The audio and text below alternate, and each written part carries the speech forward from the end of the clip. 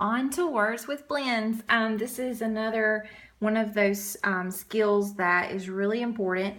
Not quite to me as important as mastering CVC skills and short vowels, but as you will see, all of these activities build upon one another. So once your students have mastered and really understand the rules and the procedures for playing some of the CVC activities, the blends will go by so simple and easy. So to start with, I have short vowel bingo, and this is definitely for a small group of 6 students or less, and you have the bingo cards that your students use.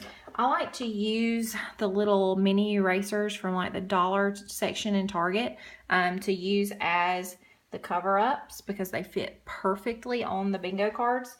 So typically I'm usually the caller, but we certainly rotate. So you call out a word, bat, and the students don't find bat on their game board. They find a word that rhymes with bat. So they could do hat, cat, fat. I'm not sure if there are any other words with blends that have that, but there are some words with blends that are on the game board, such as stop.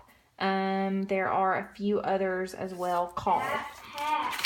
Good job, Pax. Paxton's helping me out upstairs tonight.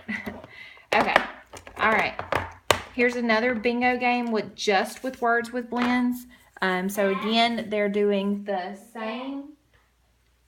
same game, but different words for this activity. So the words get a little bit more difficult there. Same thing as before with your puzzles. These puzzles are actually just focusing on the blends. So the word itself, they may not have to do the middle or ending sound, but I would certainly challenge my students, especially mine that have certainly showed mastery of this standard, that they would actually write the entire word on a piece of paper.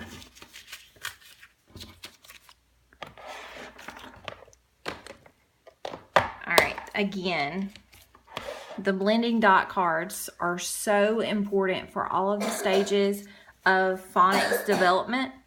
So here your students again can use either your letter tiles or your pebbles, or just write on a piece of paper or on here if you laminate it and give them a dry erase marker the different letters. But what's more important to me is actually going through that each sound has to be heard separately for segmenting so that they can spell the words correctly.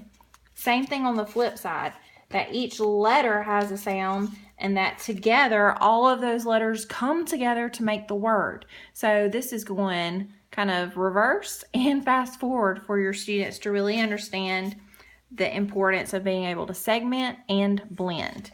So these dot cards have always been one of my favorite activities and most important activities to do with my students. All right, those same 3-piece puzzles are actually 4-piece puzzles here, where your students are going to find each different part that would make a completed puzzle.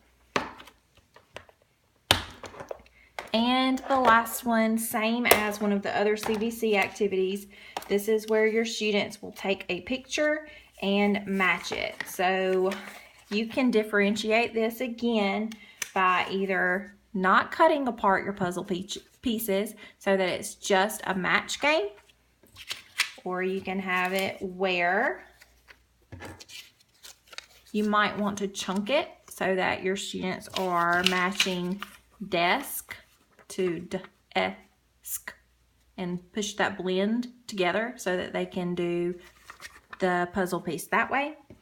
Or for your higher students, you can have it where they have to do the entire word jump, finding all of the different letters for that picture word.